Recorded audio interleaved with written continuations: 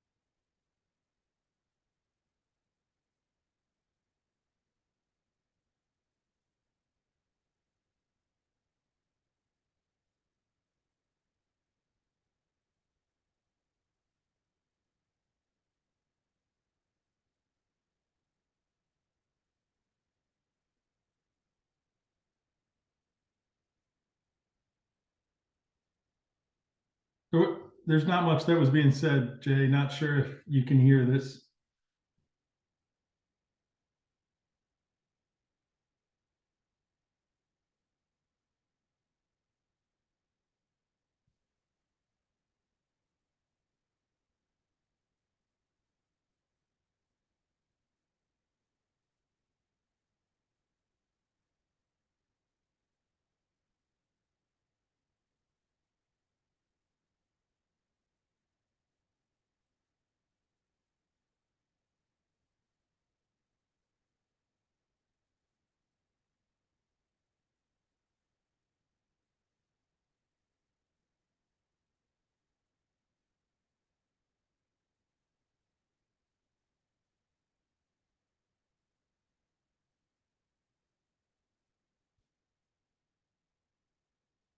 Jay, were you able to hear me now?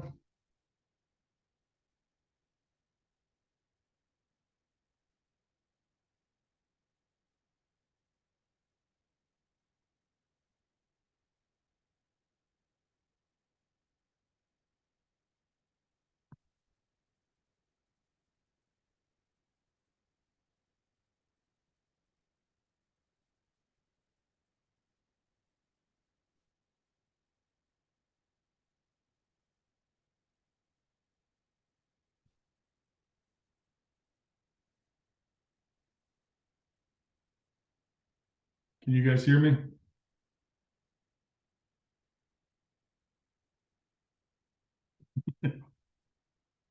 Thank you, Chip.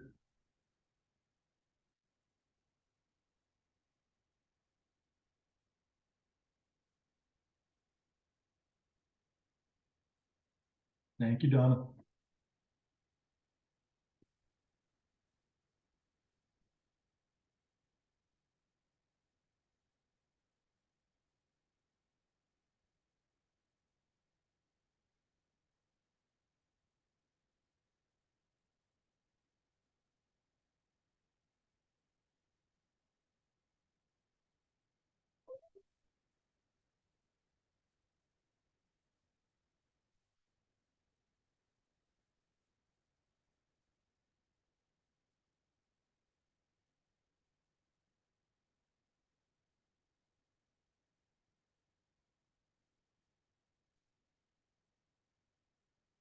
We'll give people just another minute or two. We are waiting for one of our captains to join us as well.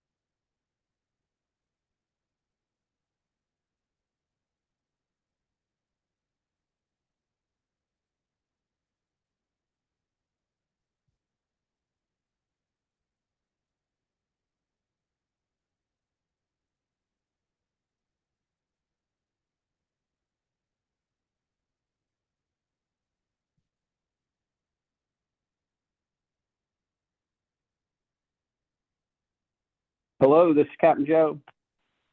Hey, Captain Joe, it's Rick. We've got several folks on. I think we're probably about where we're gonna be. So we can roll forward, and if we end up missing anybody, the webinar is being recorded, and that way we can send it out to anybody who missed. But can everybody see the screen that I'm sharing? Hopefully. If you cannot, do let us know, but hopefully you can see that. Wanted to welcome everybody. This is the earliest that we've done this leaders meeting, so we would love to hear later on your feedback if the early leaders meeting is proved to be helpful as you planned for your adventure for this coming summer. As I said in the chat, my name is Rick Surbeyer. I'm the Director of Camping for Delmarva Council, and have been connected to High Adventure Sailing for quite a number of years. I think my first year connected to this program was all the way back in 2010, and then prior to that, involved in similar adventures in other councils. So glad to see everybody. Glad to see everybody on. I do like the idea of sea shanty music. We'll have to add that for next year for the waiting time. So wanted to run through a few things. This shouldn't be a very long webinar. Actually, the biggest piece of this is going to be your questions. And that's part of the reason that we have Captain Joe with us. Captain Joe has been involved in this program for a number of years as well, and is the captain for one of our two boats. We'll be talking about them a little bit later in the webinar, but he is probably the biggest wealth of knowledge that you'll meet as far as details about planning for this experience. But we'll run through a few things fairly quickly, and like I said, if you have any questions, just drop them in the chat, and we'll go from there. So first thing, hopefully everybody already knows, but when you sign up for High Adventure Sailing, you're signing up for a boat. That boat would have a crew of 4 to 6 participants, 4 to 6 of your participants, and that includes both scouts and leaders. So your choice on what that mix looks like. It is a scout program, so ideally not 6 leaders and no scouts, but nevertheless, you can decide what that mix looks like. At least one of those folks needs to be a 25-plus-year-old registered leader. All of your leaders need to be registered, youth protection trained, and so on, just like everything that you do now for overnight camping in scouting.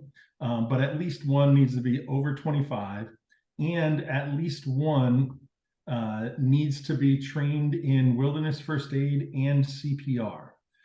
So please make sure that one of your leaders is trained in wilderness first aid and CPR.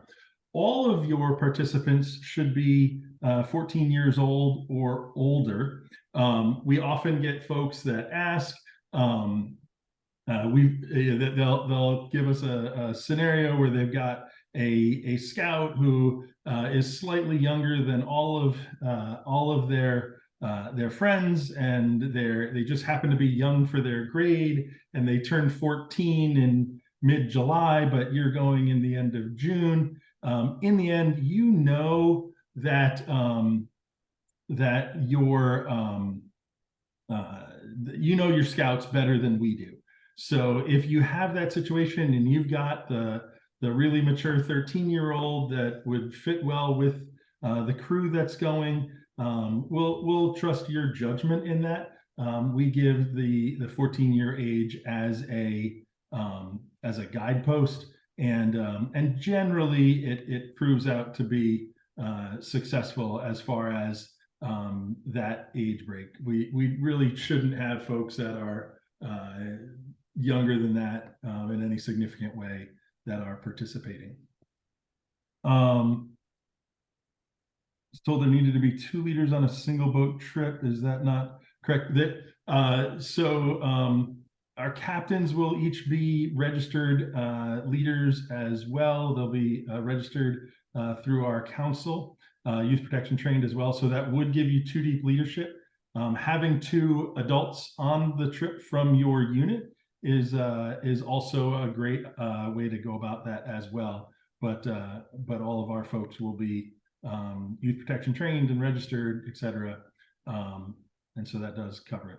There is not a rank requirement for attendance, just age. So if you do have that 17-year-old who's still second class, they're still able to participate. Again, you know your scouts better than we do. If you choose to put a rank requirement on it within your unit, that's fine. We have not instituted a rank requirement for us. They do all need, everyone, both youth and adult, need to complete the current BSA swimmers test. So you would do that before you got to the marina. We don't do the test here on site. You would do that before you got here, and they also should all have they all need to have a current BSA annual medical form, and that's parts A, B, and C, just like if you were going to summer camp. They need all 3 parts. So you know where to go when you're headed to the marina for your first day. The marina that we leave out of is the Osprey Point Inn and Marina, and the address there, 20786 Rock Hall Ave. That's in Rock Hall, Maryland. Zip code is 21661. I know we have some folks coming from a long distance to get here. So that is where you want to head for your start of your trip. There's a question on, is it the regular BSA swim test? Nope, it is the regular BSA swim test, not a different one that you might have done for a different adventure, whether that's Sea Base, Northern Tier, Maine High Adventure, any of those. It is the regular BSA swim test.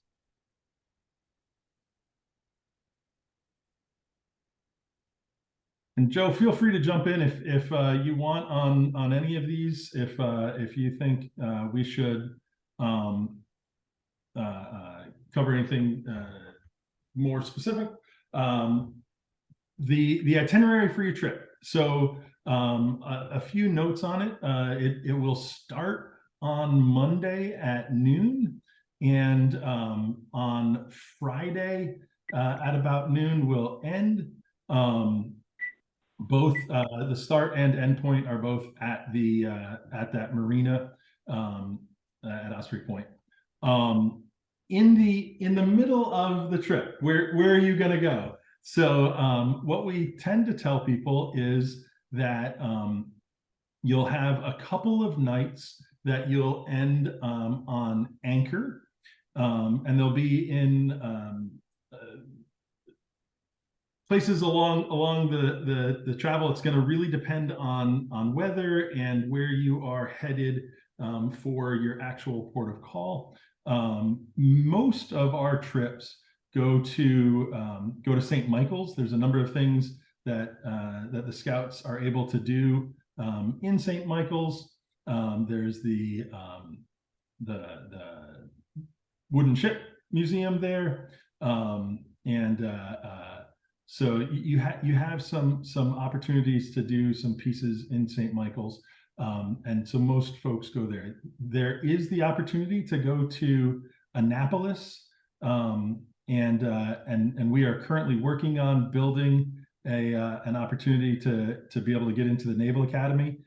We don't have that set as part of the trip, that it necessarily goes to Annapolis, but it is feasible for us to go over there. We used to go to Baltimore. We don't include Baltimore anymore for a number of reasons, but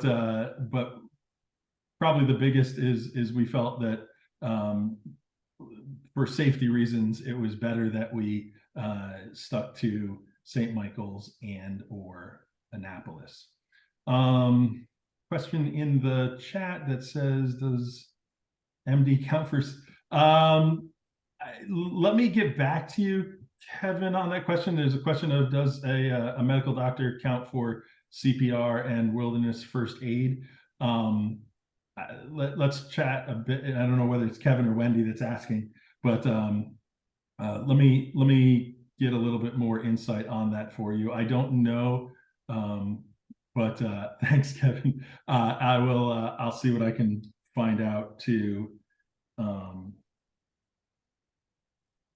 get you an answer on that one. Sorry for the pause, just making a note. And can you get rooms the night before? There are hotel rooms locally. I don't know if the inn, Joe, do you know if the inn has rooms that people could rent if they wanted to? The inn does have rooms. During the season, it is quite busy. So I don't know how successful you'll be. That would be something that you'd have to book soon. But just test, and there's a small motel in town. But in Chestertown, which is only about 15 minutes away, I think there's a couple chains there. I don't know if it's like the Hampton Inn or like the Quality Suites or something like that. So you could, I would say it's a safe bet that you could find some lodging if you're talking for, up to 6 people, 2, 3, 4 rooms. You would just have to look into that. But I would say Chestertown would probably be able to accommodate you. Yep. So is there anything that I should or that we should hit with the itinerary before we move on that I may have missed that you think folks would probably want to know?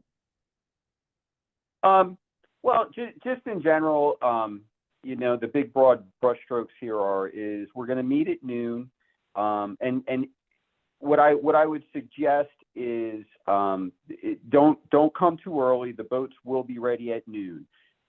There are picnic tables around the marina and stuff like that. Like if you want to either have lunch packed, or if you want to stop and get lunch and you want to plan to get there by 11 and spread out, have your lunch and stuff like that, that's always a good plan. It's just something that we don't necessarily have to deal with then right away, is everybody stopping to eat. So that's a pretty good plan. It does take, at least 2 hours to get the boats loaded up with everybody, go through some safety briefings and so forth and so on. And then like Rick alluded to, our intention is to leave for the trip following that. During the summer, there's always, the forecast undoubtedly, may have a chance of thunderstorms or something like that. And so there are nights where we either don't leave on Monday because of pending weather, or we've even gone out for a day sail and simply come back to the dock because of pending weather, and not wanting to be out on anchor. But in general, the idea is to leave, and we usually plan a short sail, 3 or 4 hours to an anchorage. So that would be Monday night on anchor. Tuesday, and just the big brushstroke, of course, is getting to St. Michael's for Wednesday. So on Tuesday, we would sail to an anchorage that is much closer to St. Michael's, which is typically on the Wye River. You could look that up. It's Wye Island Wildlife Refuge, I believe, is what it is. But we anchor up on the Wye for the night. That's usually a full day sail. Wednesday morning, we have a really short get to St. Michael's type event, and we're usually trying to tie up like around noon on Wednesday so that the kids have time at the Chesapeake Bay Maritime Museum. There's showers shoreside there, so they could do that. And then Wednesday evenings, our dinner's out. They're out. There's several places to choose from there that are very good. Thursday, we'll leave St. Michael's and we'll have a full day sail to come back, and we'll actually anchor in Swan Creek for the night, which is where the marina is located. There's a very nice anchorage there. And that's usually a full day sail back to there. We wake up on anchor Friday morning. It's pretty much breakfast and a quick motor back into the marina Friday morning. So we're back in Friday morning. It's, clean up the boats. And as Rick said, no later than noon, you guys will be ready to go. Thank you, Joe. So that's kind of what the Does anybody? I don't see any questions in the chat, so I think everybody's on board with what you're describing there, Joe. So let's I guess let's move on to what boats are you going to be on? So we have two different boats that we charter as part of this program. One is the sailing vessel Soul Searcher. That's Captain Joe's boat. It's a 2011 Beneteau Oceanus 50, and the other is the sailing vessel Chardana. That's a 2017 Catalina 425, and Captain Davis Jones is involved with that one. I don't know whether it will be Captain Davis every trip or not when we have two boats. Our first boat is always Captain Joe. But when we have two boats going, the Chardana is our second boat. That is the two boats. So on the left you see the Soul Searcher, and on the right you see the Chardana. Two great boats. If you're wondering what they look like on the inside a little bit,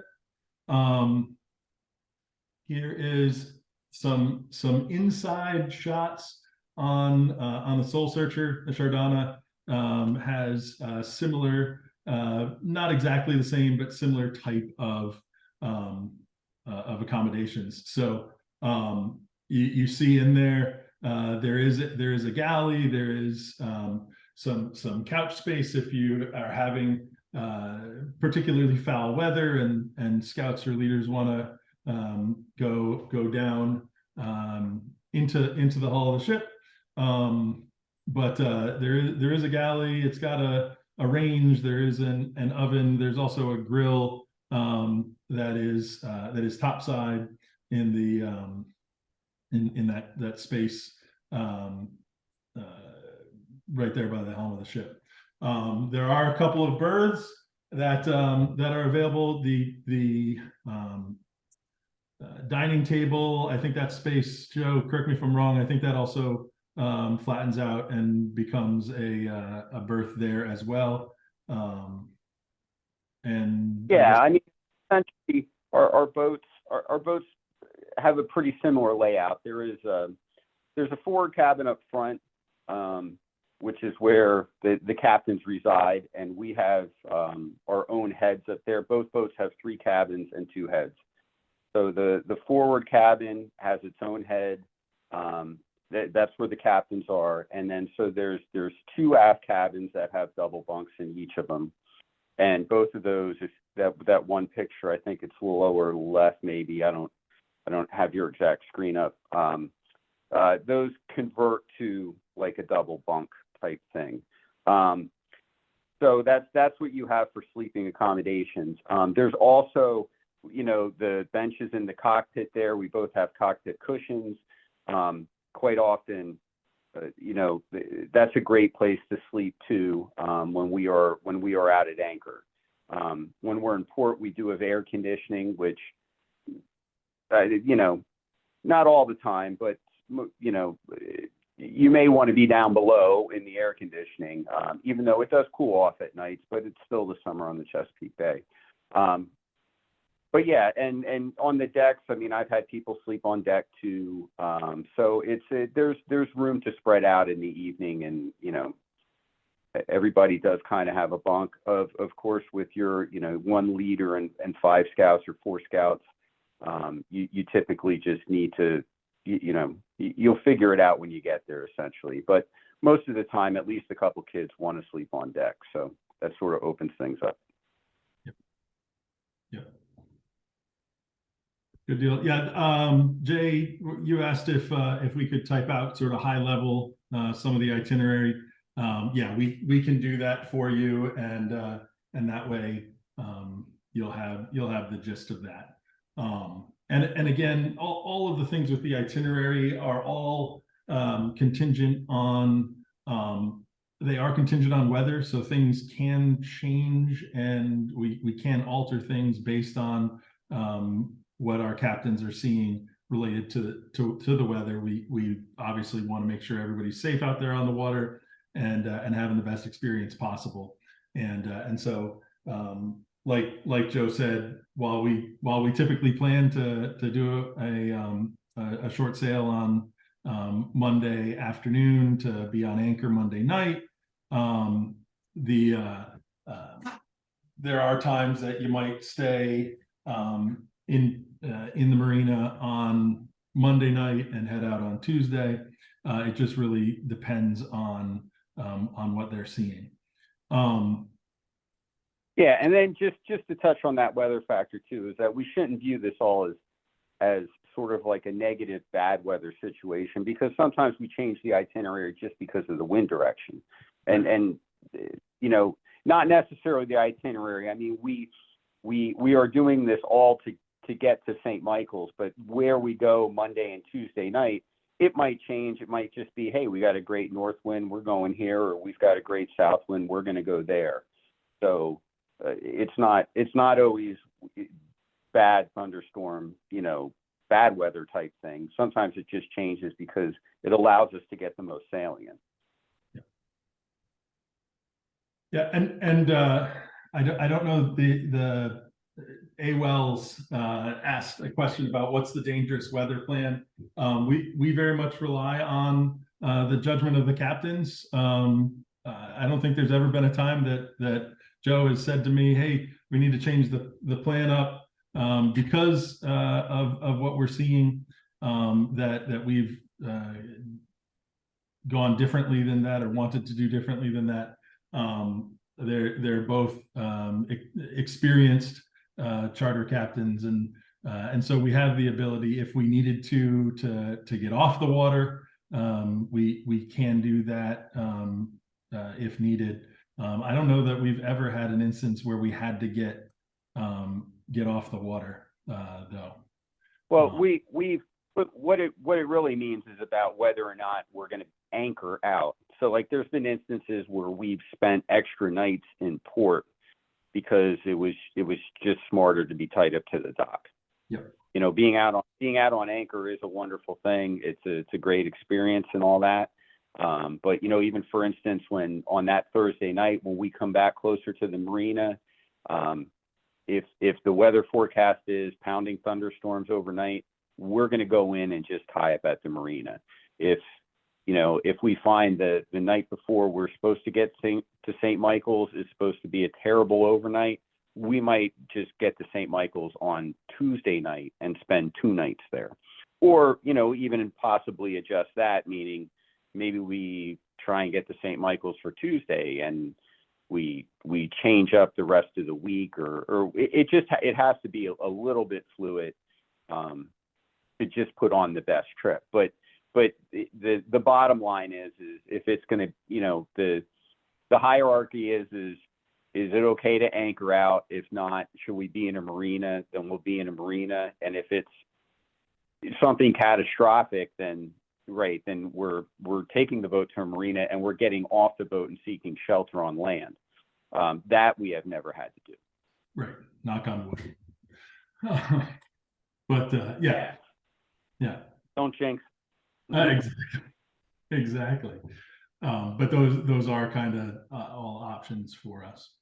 So moving on a bit to personal gear, there is a short list of personal gear that'll be in the leader's guide that if it is not posted already, will be posted very shortly.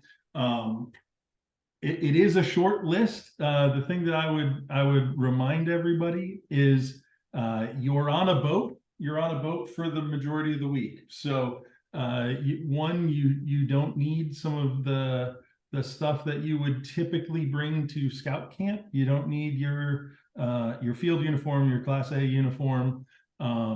You at least not for your time on the boat. If you when you wear one for the travel time, you can change out of that, leave that in the cars, and then go on with the trip. I would say you can pack fairly light, and make sure you pack things like sunscreen and chapstick and that sort of gear. But you don't need to pack a full bag. Think along the lines of similar to if you were going on a backpacking trip, but without necessarily some of the stuff that you might need when backpacking. So you're not going to need a way to filter or sanitize water. We'll have water on the boat, but otherwise, think your packing level is similar to backpacking without the actual physical backpack. Hopefully that's helpful to folks. You don't need big bulky boots on the boat. Again, you're on a sailing boat. And so I know some people run into questions there. Often the issue is folks overpacking. Rarely do we run into folks underpacking. There's sleeping accommodations for all 6. I don't know what the iftar is, but yeah, there are not berths for all 6, but there are sleeping accommodations for all 6.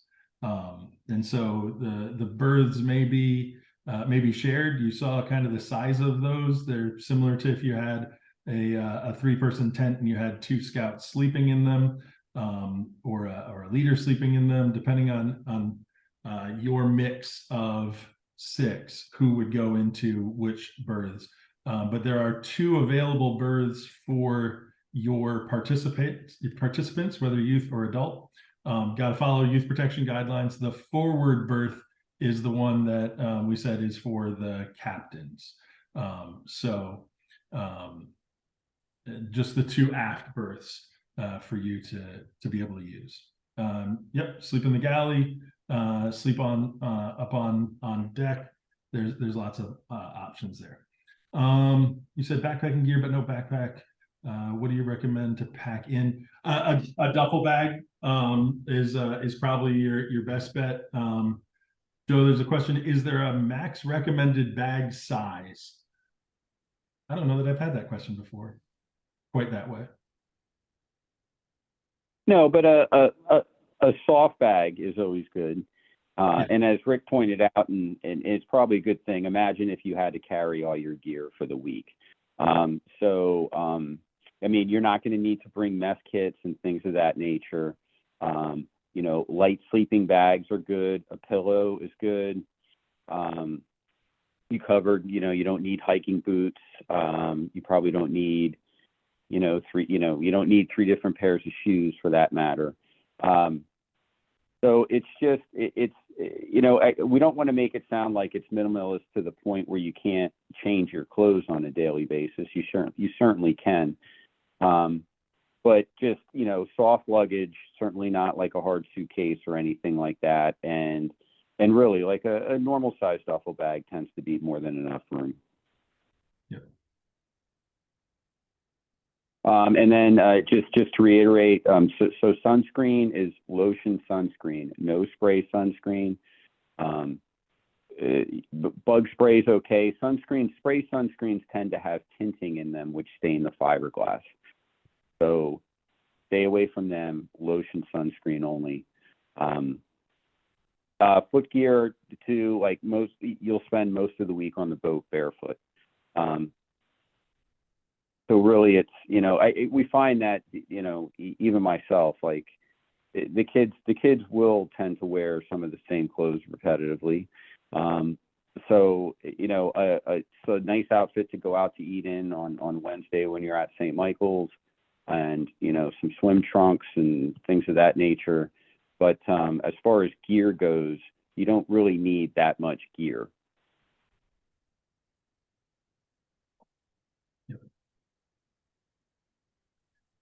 Joe, there's been a question before about if they bring shoes and they wear shoes on the boat, white soled, does it matter? I know a lot folks Your use.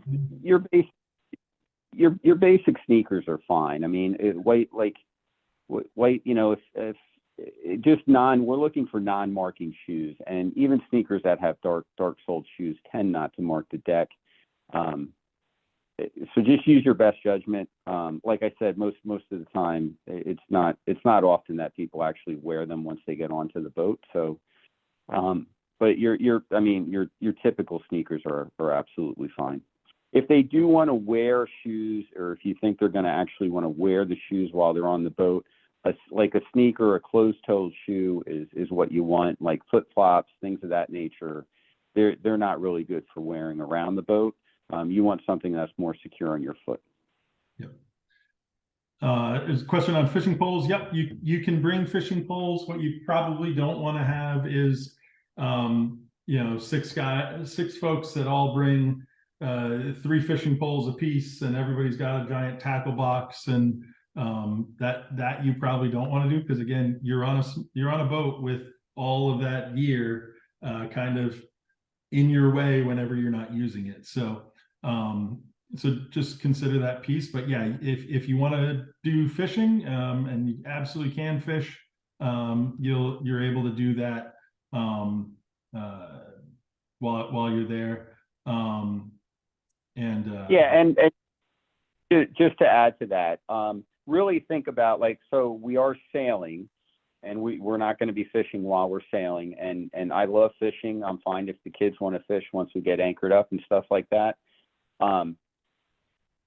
They need to bring all their own gear. They need to bring bait, preferably like anything fake. Lures, of course, casting and stuff is fine, but they make fish bites, and they make a variety of baits that don't need to be refrigerated. They're in a sealable plastic bag that they could use. Worms, any bait that we need to keep refrigerated means we need to keep it with our food, and we probably want to avoid that. And then just remember that, like really no more than 1 fishing pole per person. And if they really don't want to fish, we'd be better off if they didn't bring the pole, just because all this gear does have to go somewhere. And since we're not a fishing boat, there's not, like, I don't just have 6 pole holders to just stick all the poles in. But they're more than welcome to fish. I don't want to, if we've had plenty of kids, they're up there catching fish, catfish and stuff all night long, having a blast. That's absolutely cool with me. Just, I've had plenty of fishing poles come on the boat, never get used, and leave at the end of the trip. Yep. There's a question on snorkeling gear. I don't know that anywhere that you're going to be is great snorkeling areas. I think most of it is more turbid waters. Is that fair statement, Joe? Yeah, there'll be no need for here. Yeah.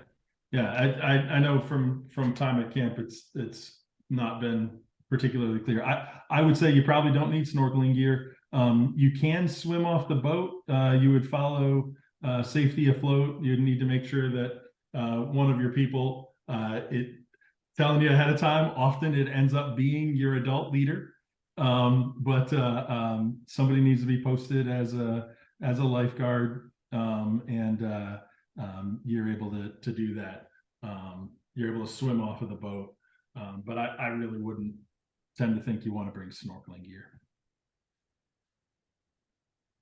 Moving from personal gear to food planning and prep. So I think all of you know that you're doing your own food planning. When you plan your food, please make sure that you plan to feed the captain in the mix there. We don't like to starve the captains out, and we don't want them to have to make their own meals separately, all on one boat over the course of the week. So please make sure to include them in the mix. You saw kind of what the the cooking abilities were when we showed the photos of the boat.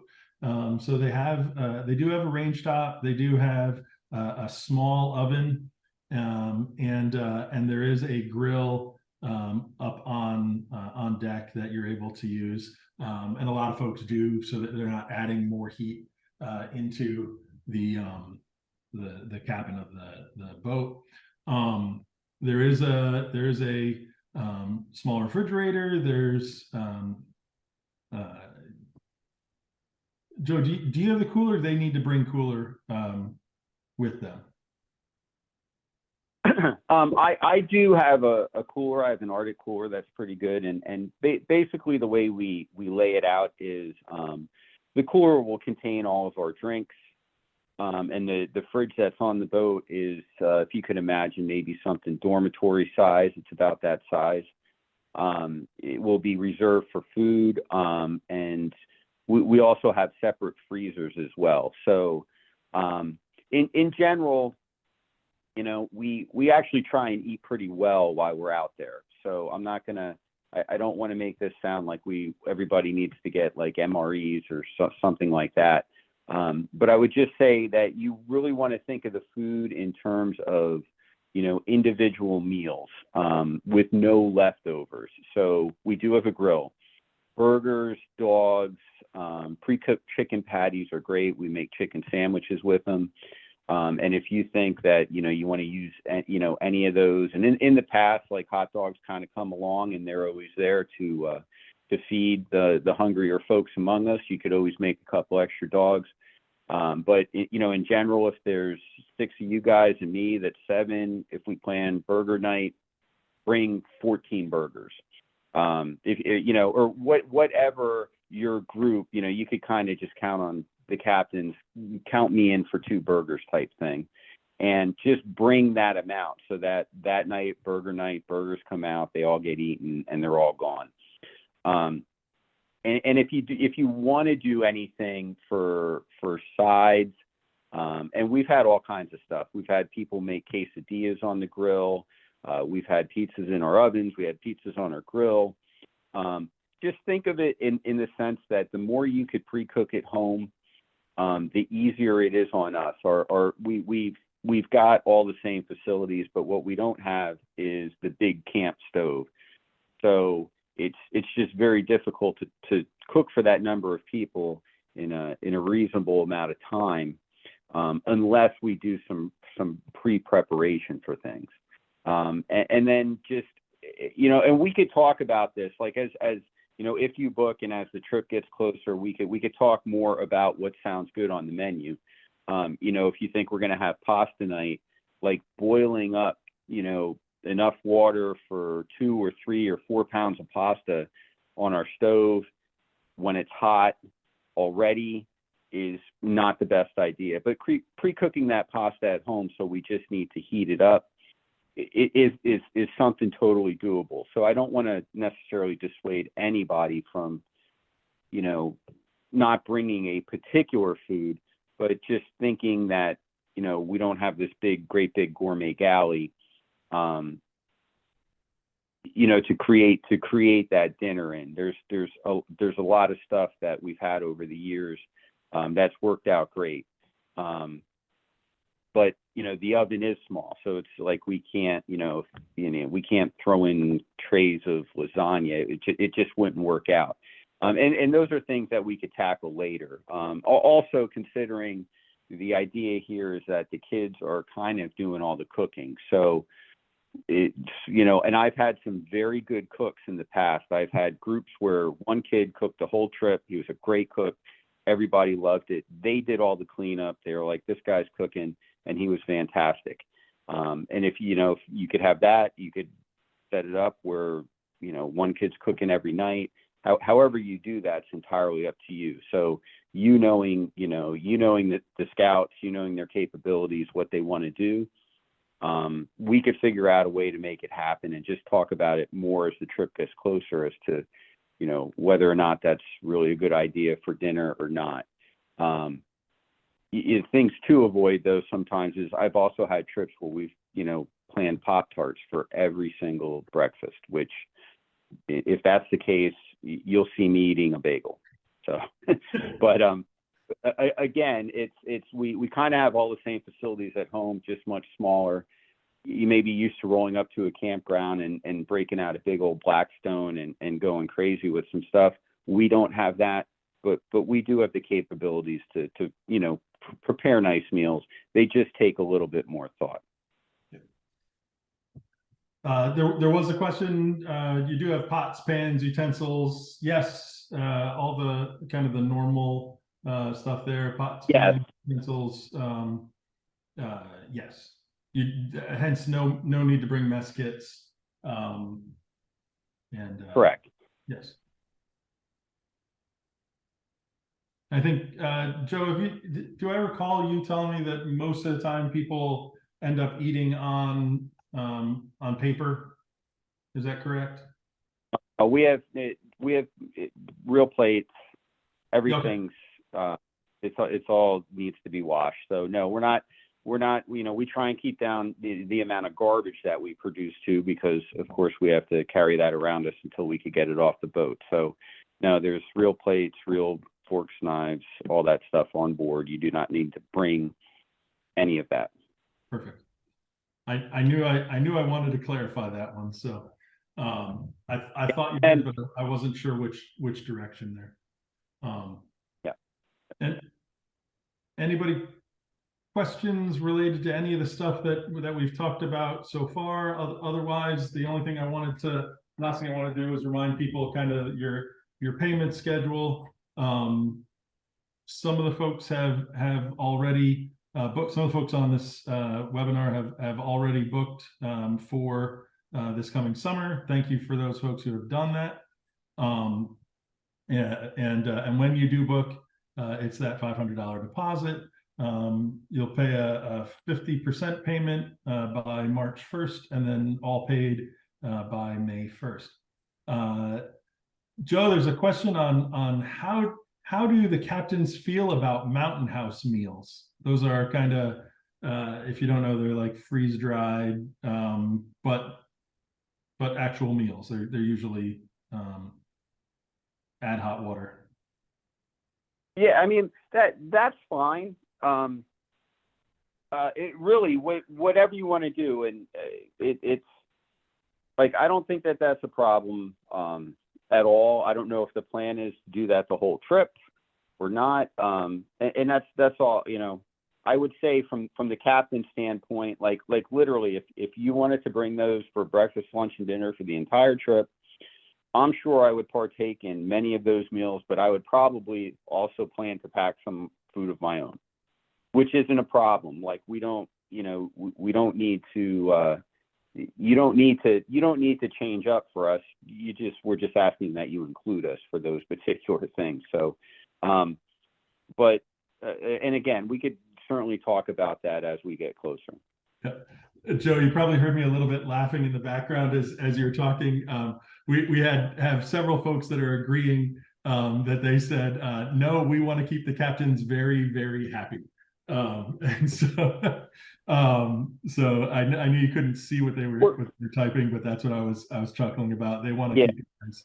They want to keep you nice and bored. Right. And really, like on the trip, it's the food is, food happiness on a boat trip is very important. It is one way that the crew keeps up morale, right? Like even if we had, even like, and I'll say a terrible day is it's really hot and we have no wind and we're out there all day. Like it is great to have a very nice dinner, right? It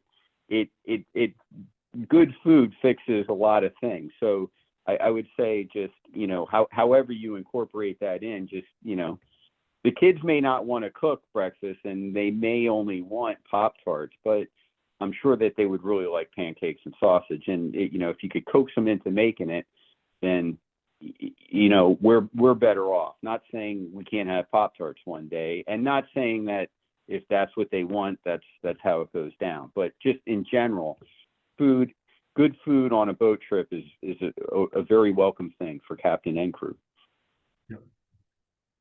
Chip, you asked Monday, Tuesday, Thursday dinner, Tuesday, Wednesday, Thursday, Friday breakfast, and Tuesday, Wednesday, Thursday, Friday lunch.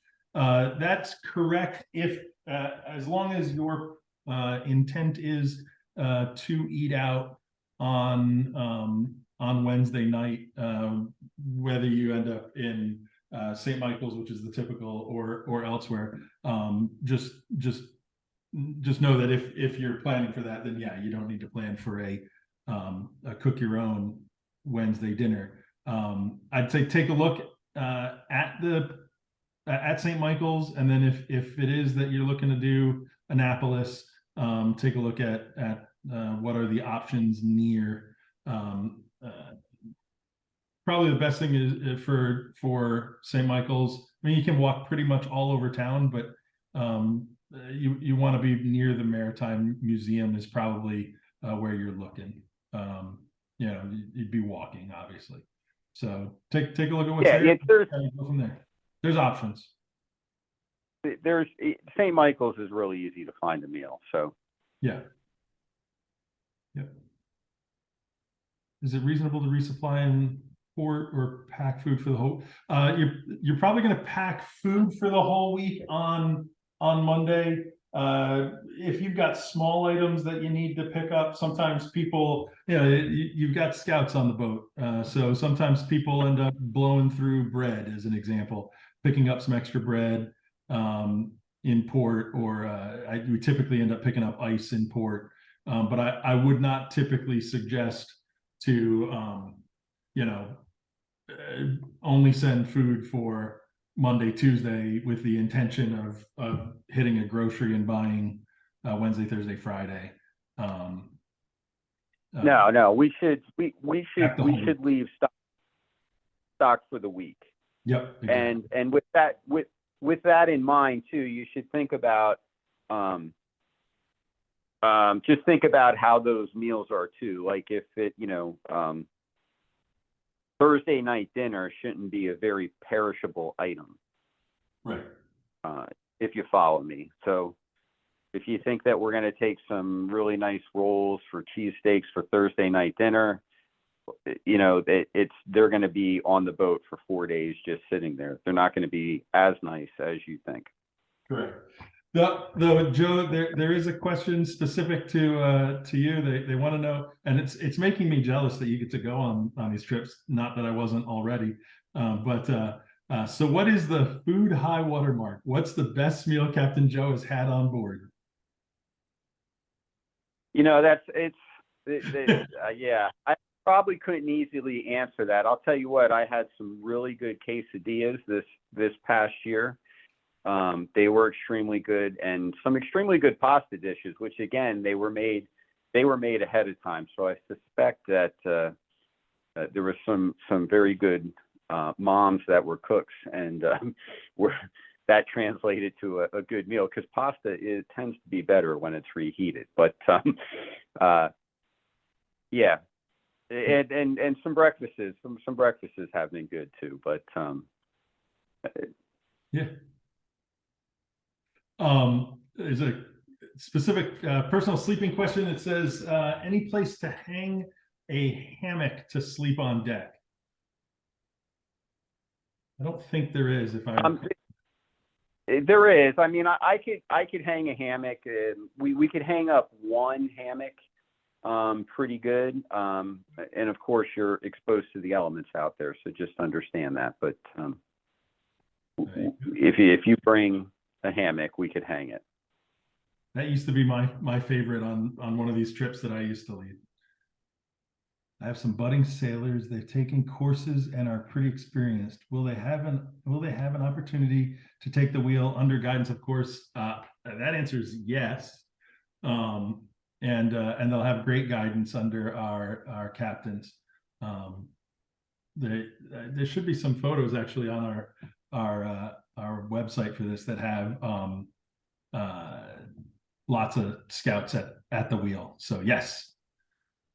And typically what I've told folks is our captains are great at you know, if scouts are interested in learning, they're good at sharing their knowledge with them, but they're not going to force them to to do things. So if you've got scouts that want to have the opportunity to learn to work the helm, sure. I think, Joe, you've talked about even helping guys learn some on navigation, if I remember from the past. It all depends on their interest. Yeah, we try and engage everybody in all aspects of the trip, but right, we can't make them participate. So inevitably during a trip, I could have one kid that wants to steer all the time. I could have one kid that's just has no interest in getting behind the wheel. Certainly, pulling the sails in and out and working the sheets, and we aim to engage them in all of that. So, but ultimately, it does come down to them how much they do want to participate, and of course, the trip's always better if they want to participate. But we don't force any type of schedule like throughout the day. So yeah, they'll certainly get a chance to take in the wheel. So there was that question when we're underway sailing through a day. What should the scouts expect to be doing as we travel? I think you hit on most of that, but it's going to be as they choose to participate in the act of sailing. I mean, they can be the kind of the bump on the log, or they can actively be a part of it. And I'd encourage them to actively be a part of it. Yeah, and like just in general too, like, so these are modern day sailboats. So it's, when we need to, our sails are both unfurling, so we don't even have to haul them up. We have to pull them out, right? But it doesn't take 5 people lining up on a rope to do that either. So in general, the boats are fairly easy to sail. I could sail my boat by myself. So we, like on a normal passage, we certainly can be tacking and jiving, changing directions as we need to make the wind direction work and so forth and so on. But there will be times when, the boat's just kind of going straight and everything's dialed in, and really the guy behind the helm is the only one that's, doing much work. Everybody else, of course, is always a lookout while they're on deck, but they will have, they will have some downtime in that situation, so to speak.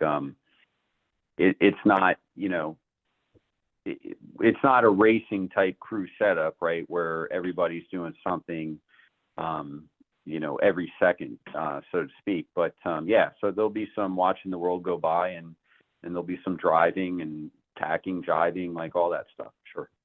And no harm in bring a good book or a deck of cards, or those kinds of things are also good on board. Have you ever had an adult bring a CPAP machine?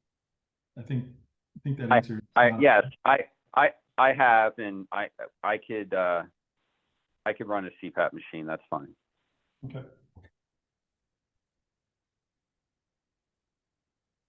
Any other questions from folks before we end the show?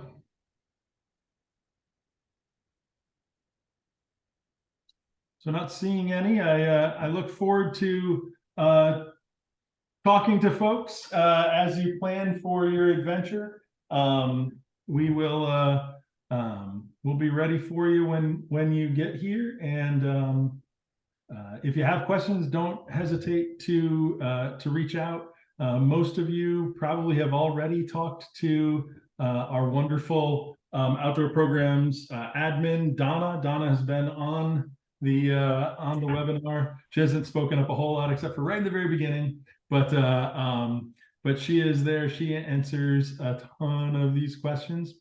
And feel free to reach out. If she doesn't have the answer, she'll usually ask me, and if I don't have the answer, I'll usually ask Joe. So we kind of all work together to make it happen. I hope everybody has a wonderful December, and we'll see you on the other side of the new year. Thank you. I can in fact put the pictures of the boats back on. Ooh. There's the boats. Do you want the outsides or do you want the insides?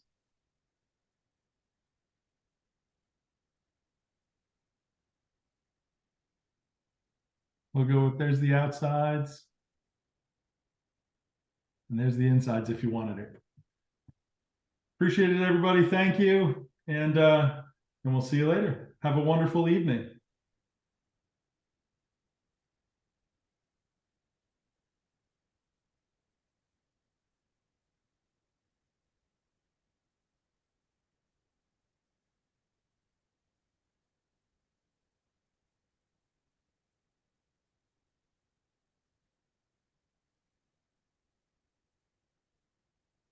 Rick, Yep.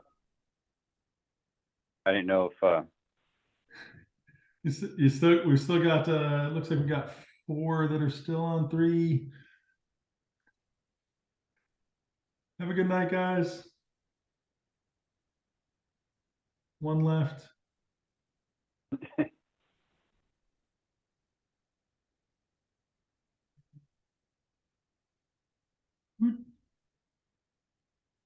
Okay. Everybody's out. Thank you, sir. all right, yeah. And you could, I mean, if they want any, like, I mean, you could always share my website. I don't know if they, you know, picture wise and stuff like that, but so, all right, sounds good. Good deal. Thank you, sir. Have a great night.